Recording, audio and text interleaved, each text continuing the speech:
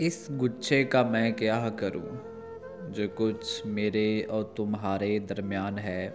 ऐसा कुछ मेरा कभी किसी के साथ नहीं बना।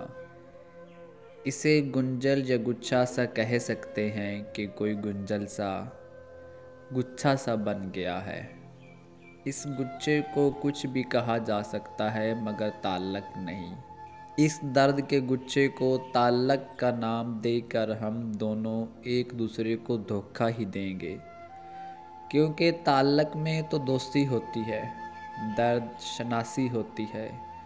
दो लोग एक दूसरे को समझते हैं मगर हम कहाँ एक दूसरे को समझते हैं। हमें एक दूसरे की बिल्कुल भी समझ नहीं आती। एक दूसरे का समझना तो दूर की बात, हम तो एक दूसरे को दुख देकर एक दूसरे की खुशियाँ बर्बाद कर रहे हैं।